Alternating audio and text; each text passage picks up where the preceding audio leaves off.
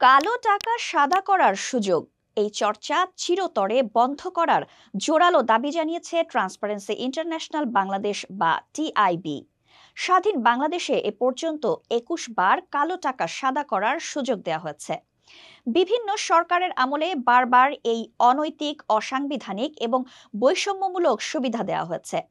গত অর্থবছরেও বিনা প্রশ্নে এই সুযোগ বহাল ছিল।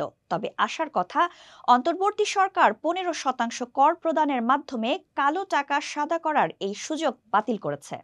টিআইবির নির্বাহী পরিচালক ডক্টর ইফতেখারুজ্জামান সরকারের এই পদক্ষেপকে স্বাগত জানালেও একটি গুরুতর উদ্বেগের কথা তুলে ধরেছেন। তিনি বলেছেন, অর্থ উপদেষ্টার কালো টাকা সাদা করার সুযোগ বন্ধের প্রতিশ্রুতি আমাদের আশান্বিত করেছে। তবে আমরা উদ্বেগের সঙ্গে সরকারকে মনে করিয়ে দিতে চাই, আয়কর আইনে অপ্রদর্শিত টাকা বৈধ করার নামে কালো টাকা সাদা করার ৩টি বিধান এখনো বিদ্যমান। তার দাবি, অবিলম্বে অধ্যাদেশের মাধ্যমে এই বিধানগুলো চিরতরে বাতিল করা হোক।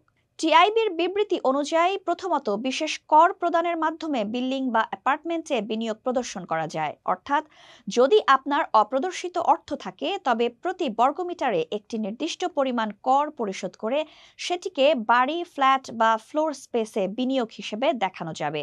যদি আপনি আগে রিটার্ন দাখিল না করে থাকেন অথবা রিটার্ন দাখিল করলেও কোনো আয় প্রদর্শন না করে থাকেন, তাহলে সেই অপ্রদর্শিত আয়ের ওপর নিয়মিত হারের করের পাশাপাশি অতিরিক্ত 10% জরিমানা দিয়ে তা বৈধ করার সুযোগ আছে।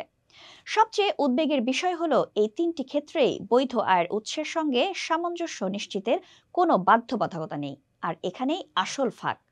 এর ফলে অপ্রদর্শিত আয়ের নামে কালো টাকাকে সহজেই বৈধতা দেয়া হচ্ছে, যা সংবিধানের ২০-২ অনুচ্ছেদের সঙ্গে সাংঘর্ষিক।